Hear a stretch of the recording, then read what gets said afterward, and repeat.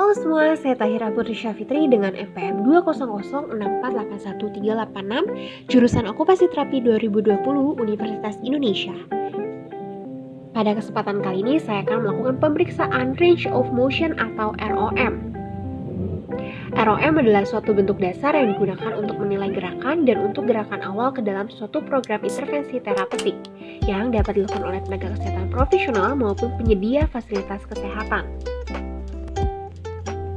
Dalam melakukan pemeriksaan, dipengaruhi oleh beberapa faktor, diantaranya penyakit sistemik, sendi, neurologis, otot, cedera, pembedahan, dan imobilisasi.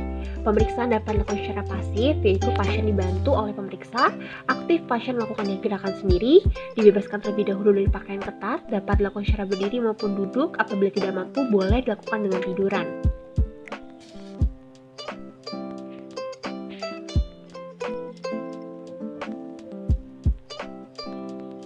Alat yang digunakan bernama goniometer, yang terbagi menjadi dua, ada short arm goniometer untuk mengukur sendi-sendi yang kecil seperti di pergelangan kaki, pergelangan tangan, dan di siku.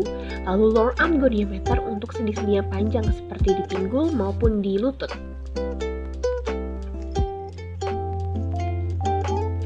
Bagian goniometer ada movement arm, ada axis, ada stabilization arm, dan ada sudut.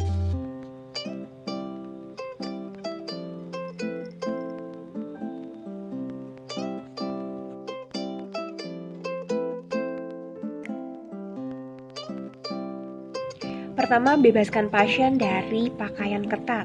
Kemudian minta pasien untuk duduk dalam posisi tegap. Kemudian mengangkat tangannya dengan arah abduction sebesar 90 derajat. Kita akan melakukan pertama pengukuran pada shoulder horizontal abduction atau ABD. Tepatkan gonio aksis tepat di atas aksis bahu, yaitu di processus acromion. Tepatkan stabilization dari goniometernya itu lurus dengan humerus, lalu minta pasien untuk menarik tangannya ke arah posterior. Pertahankan badan pasien tidak ikut bergerak. Kemudian tarik movable arm dari goniometer untuk mengukur sudut yang dihasilkan. Selanjutnya kita akan mengukur shoulder horizontal adduction atau ADD. Tepatkan lagi gonio aksis tepat di atas aksis bahu, yaitu di processus acromion. Tepatkan juga stabilization dari goniometer lurus dengan humerus. Kemudian minta pasien untuk menarik tangan ke arah anterior dada. Dan tarik movable arm dari goniometer untuk mengukur sudut yang dihasilkan.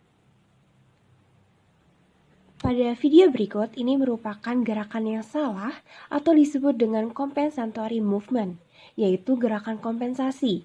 Jadi, di mana badan dari pasien itu ikut bergerak, sehingga sudut yang dihasilkan itu tidak akurat. Maka dari itu, bagi yang memeriksanya harus memastikan pasien untuk tidak menggerakkan badan.